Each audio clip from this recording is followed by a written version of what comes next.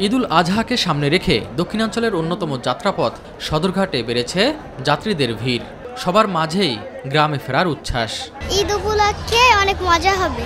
ঈদে আনন্দ সবার সাথে ভাগ করে নেওয়ার জন্য গ্রামে যাওয়া হচ্ছে। পদ্মা সেতুর কারণে বরিশালগামী লঞ্চে ভিড় কিছুটা কম। বাসে দীর্ঘক্ষণ বসে থাকার ক্লান্তি আর পরিবার নিয়ে ঝক্কি ঝামেলা এড়াতে যাত্রীদের বেশিরভাগই এই পথ বেছে নিয়েছেন।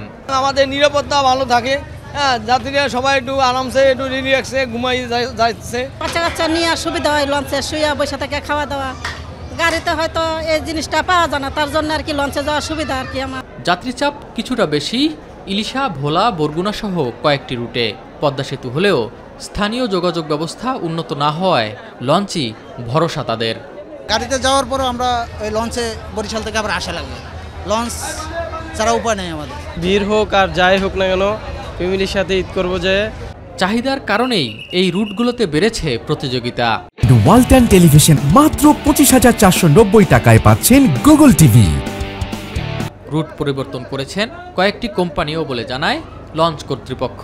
পদ্মা সেতুর পরে অবস্থা আগের মতোই, কিন্তু অন্যান্য রুটের জাহাজগুলো ইলিশা ঢুকে গেছে। ইলিশা ঢোকার কারণে, ইলিশাতে যাত্রী যাওয়ার কারণে এখানকার রুটটা একটু খারাপ হইতেছে। সামনে লঞ্চের ভবিষ্যৎ খুবই অন্ধকার এবং এটা মনে হয় না যে 4 লেন রাস্তা হইলে এটার বেশি দিন টেকবে, সর্বোচ্চ 1-2 বছর।